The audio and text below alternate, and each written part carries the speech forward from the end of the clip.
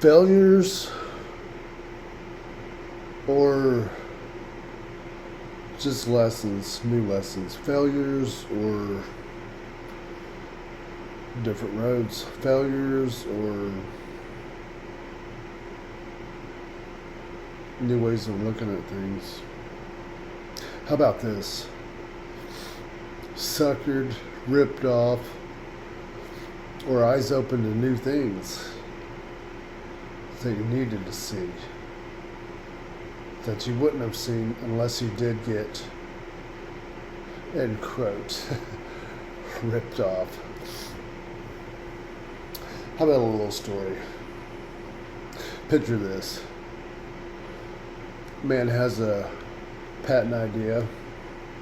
So he finally decides, after years of holding it and never moving on it, he's like, you know what, I'm going to try it. I'm going to call the 1-800-INVENT-HELP from TV. So he does that and talks to the people and fax them some drawings of what his idea was, of what it is and what it does, and how it might be something, how it could be something, and even a catchy name to it. Within a couple of days, they get back with him and say, "Congratulations. It looks like no one has patented anything, and it looks like no one has patented anything that could disqualify your product, and you can proceed with this if you like." And then they explain the whole patent process. All sounds good. You know, it might take about a year or so. It's like, all right, well, we need to file this thing, and that'll cost about $500. Okay, this might take a couple weeks.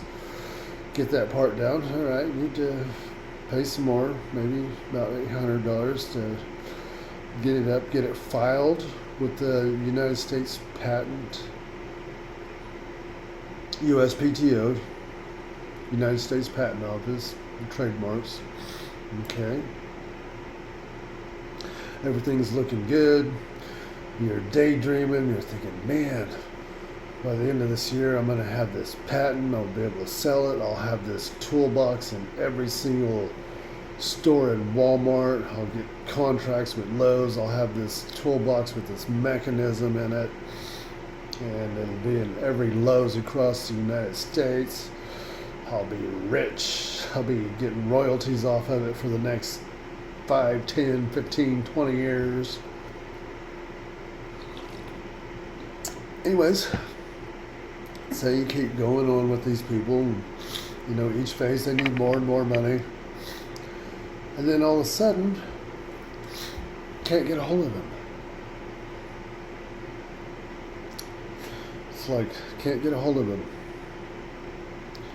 No emails, no phone calls, can't get a hold of them. So you put in the address on Google Satellite and you look at where the place was in New Jersey. And if you look at the building and everything and you see, well, that was just a really small office amongst these other buildings. And so you see the addresses on the surrounding doors, so you find out what those are, and you call into those places and you talk to those people. And those people are like, oh yeah, those people, they've been there for about a year or so. Nobody knows what they ever did. They're real, kept to themselves. No one knew what they did. They come in there and work every day, Monday through Friday. Explain what happened. And they're like, oh wow, yeah, they left about 2 weeks ago. They just all packed up and left. Nobody knows. They just disappeared. They left. And then you realize, oh my God, these people suckered me out of my money.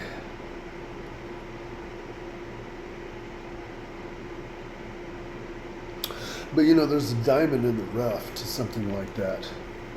And that's a true story. That actually happened to me, and that's happened to me a couple of more times throughout these past few years, and the other times actually went into the thousands. And that's, to someone who's already rich, that doesn't mean much. But when you're working the 9 to 5 job, so to speak, and you're never even topping like $50,000 a year, and that would be an extremely good year if you put in a lot of overtime. That's what I'm talking about.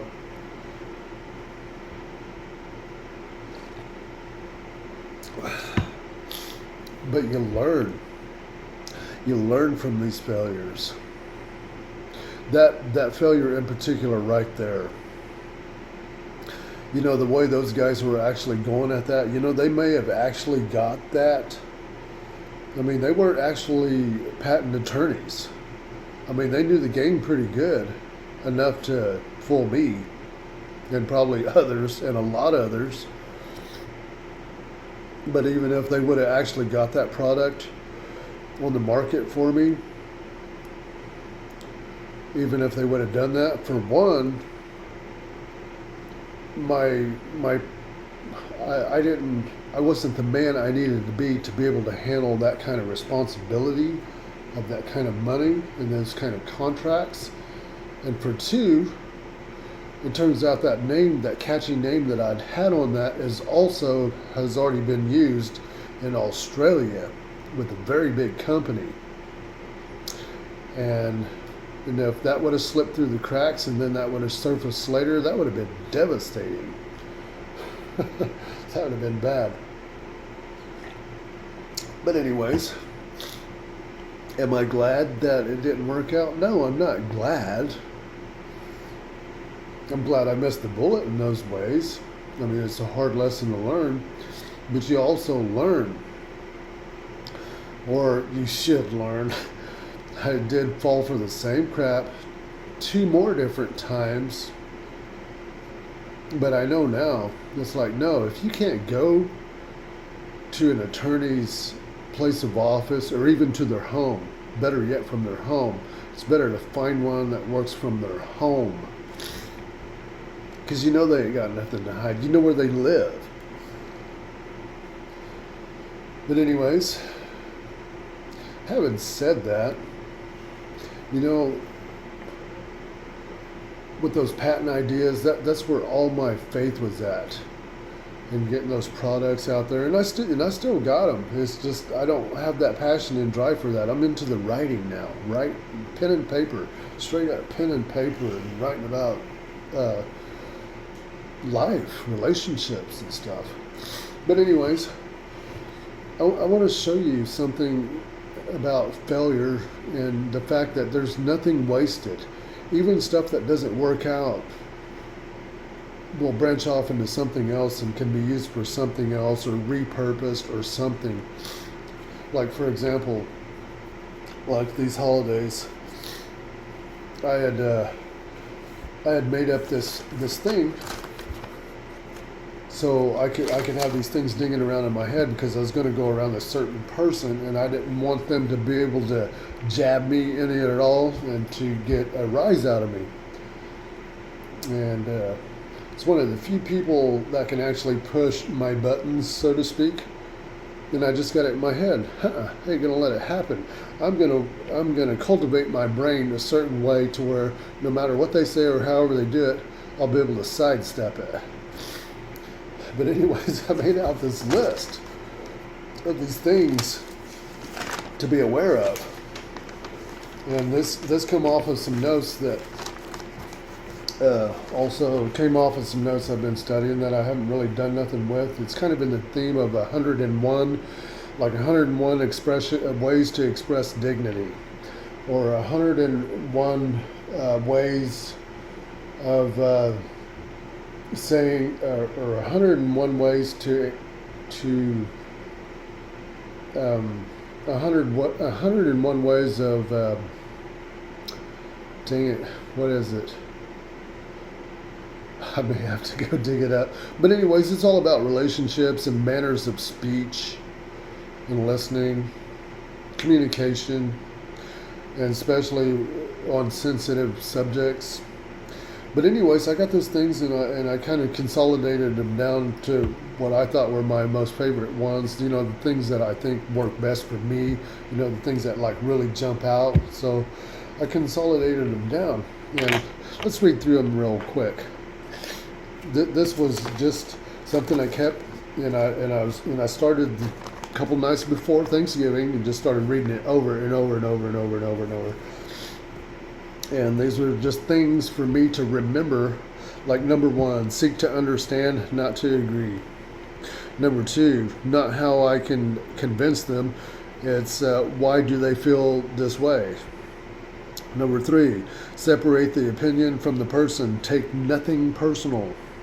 Number 4, knowing every conversation is a way of refining and challenging current beliefs, not simply to reinforce them.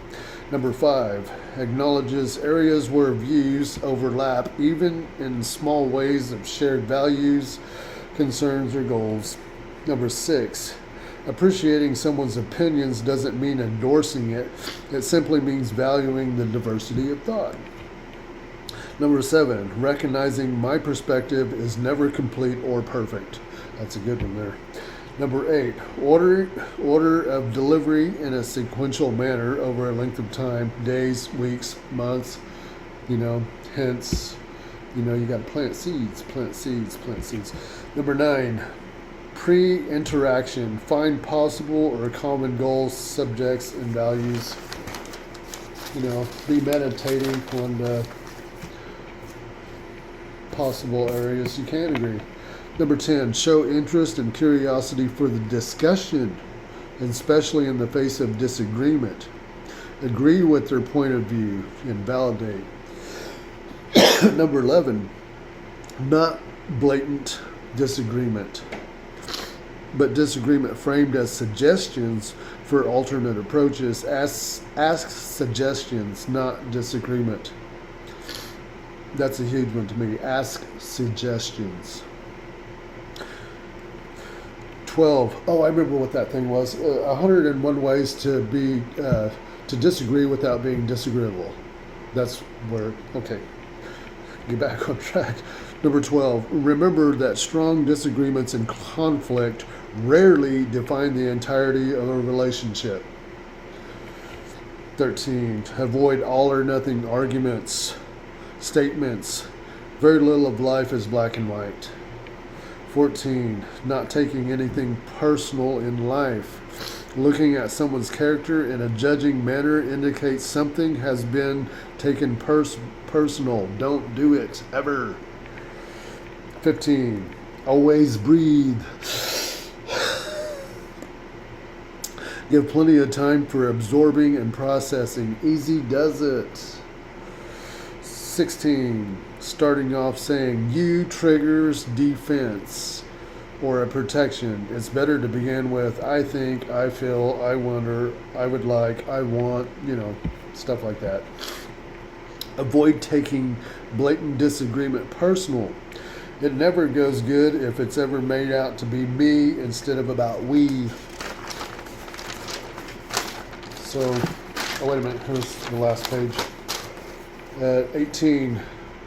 Forever remain open-minded and willing to reconsider personal opinions and beliefs. 19. Always use what-if scenarios to explore options, alternate methods, and possibly more effective ways via could we, can we, should we, may we, asking a suggestion. But anyways, in between those, I even wrote a thing label the behavior, not the person or the words. See, that's a big one. By putting that in between all those. But anyways, here's the thing. What I thought would just be some little notes for my own pocket. It's like when I got to looking at it after Thanksgiving was over and I was looking at it, I was like, these kind of things, this is going into the leadership folder for communication. I mean, that actually it's kind of cool. So it just goes to show, it's like even having to do something else, it's like you may accidentally create something cool, not even meaning to. So there's that.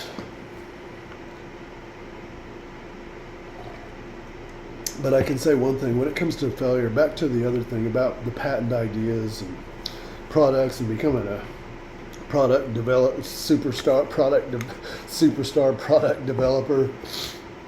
That's all cool and everything, and I thought that was really kind of my passion, because I've thought about it throughout the years, and I've always admired that, even since I was a little kid.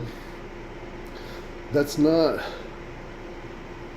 by needing the money to make the money to get these patents. And when I did finally find a true patent attorney, a real one, and got the ins and outs of that and paid him some money and got real information that was actually truly helpful, then I had problems getting funding from banks. No banks wanted to mess with none of that stuff. No bank around northwestern Arkansas wanted to mess with it. I think I gave up jacking with it on bank and possible lenders at 62. I think 62 before I decided, you know what, I'll figure out how to get the money myself. And figured, and I came to the conclusion, it's like, well, I journal all the time, so maybe I can write some books and, self-publish and get some products on Amazon, maybe make a little money there, So I started working on that and did that. And I just absolutely fell in love with writing. And of course, the first book was terrible. But, I had made an entire series in a real short time. And it could have been good at that time. But I wasn't the person I needed to be still yet. I still wasn't the person I needed to be. I was still contaminated. I had little pockets of hate and misplaced anger and hate in my brain and my heart. And it kind of bled through my writings. And even though I had, I think I had 5 or 6 manuscripts completed from at the end of 2018, 19, 20, and 21. In those 3 years, I'd written like 5 complete books. And one of them still kind of cool and kind of want a back burner. Maybe it needs to be refined. Maybe it could still be something. But it was a set. And it was all about, I would say the life-changing points in my life, or things in my life that were significant all the way from childhood all the way up. And it was a small series of these several books. The first one, addressed the basic life, just painted a picture of the childhood and what brought me to this point. And then the second one was about subconscious criteria, subconscious function, subconscious beliefs.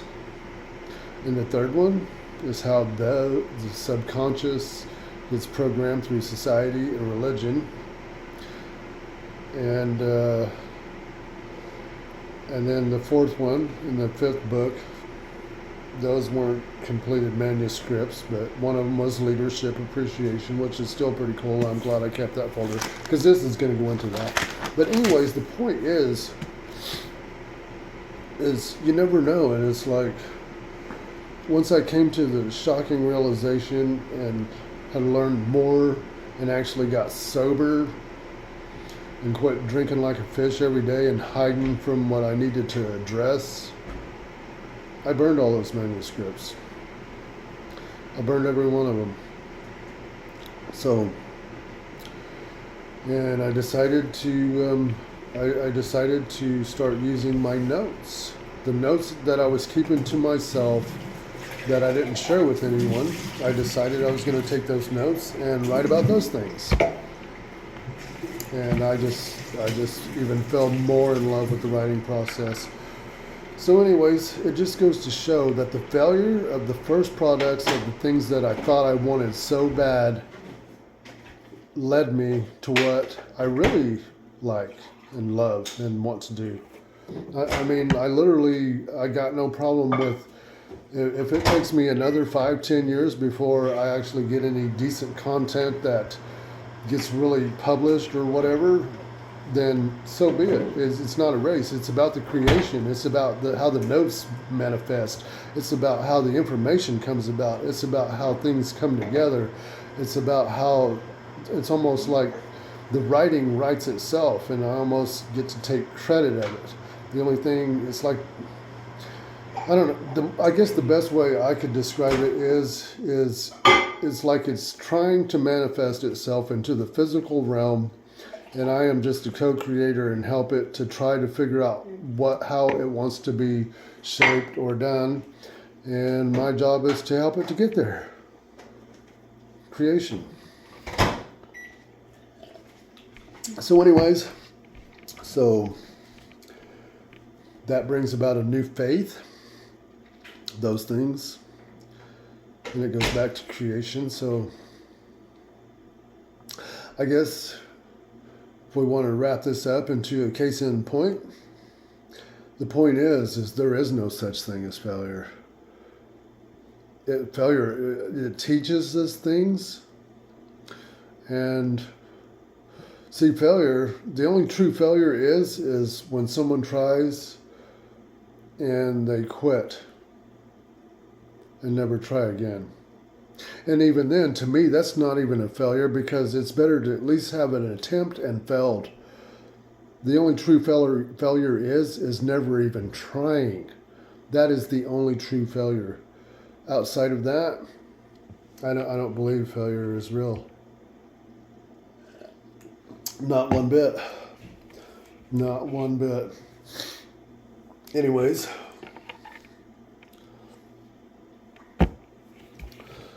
the creation, this is the new year.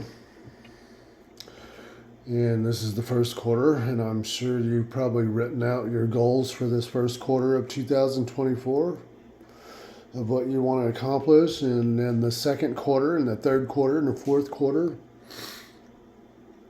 And I would say to anyone, there's a huge difference between artistic work and commerce. There's a difference. There's a difference between those kind of things. And there is also kind of a hybrid thing where they kind of merge in product development. See, one is like making a product and it's just replication. But when something comes to be unique, something like writing, being a content creator, that's different. It's like you can, put some goals out there and put some timelines on them. I'm not saying that. I'm just saying I don't think a person should hold so rigidly, like being like, okay, I'm going to get this amount of content and this amount of days, and it's going to be this and it's got to be that. No, that's not art. Some art can take a while. You may start working on a piece of paper. You might be writing on a paper or something and get it to a certain point, and you might file it in one of your other things, and bam, it's like you're off and running in a whole nother direction, but still writing. And I'm talking about writers now, people who create with a pen and paper, the ones who make content creation. And I just realized something. Keeping these videos to 15 minutes, not really happening. That was a nice goal though.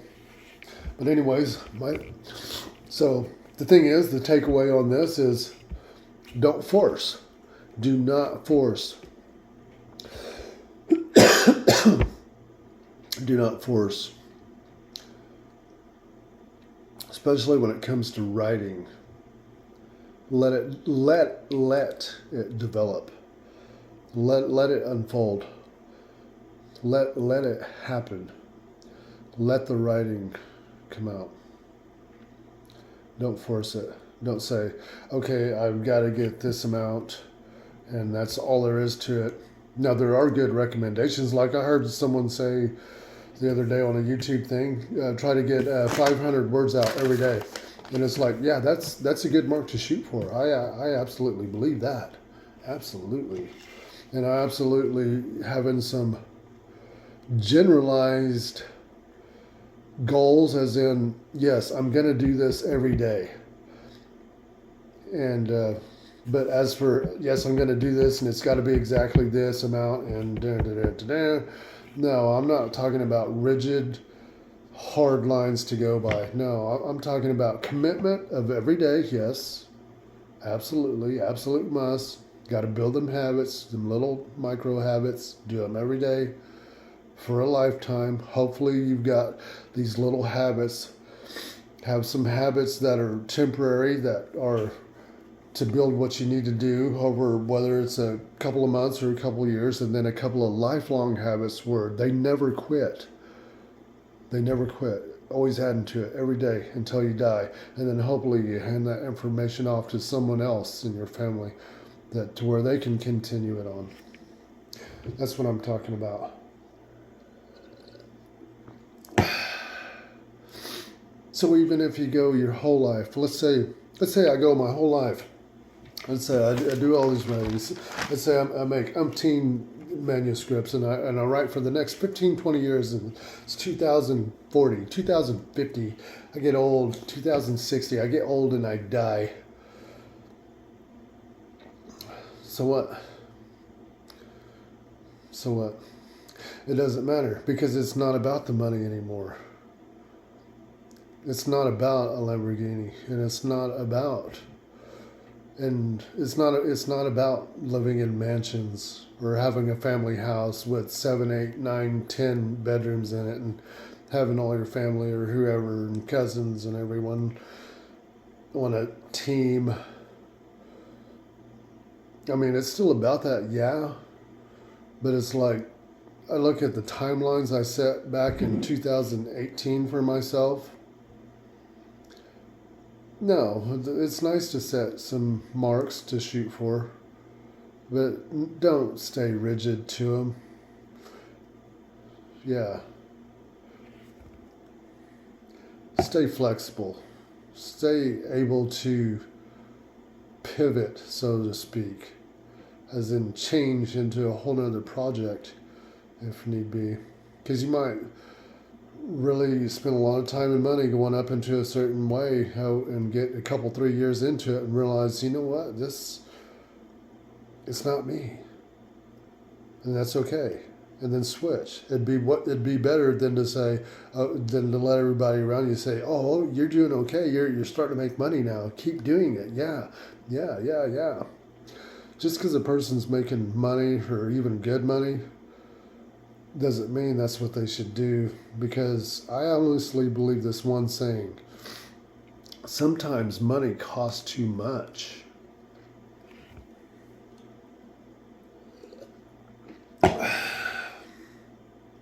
Have a good one. See you in the funny papers.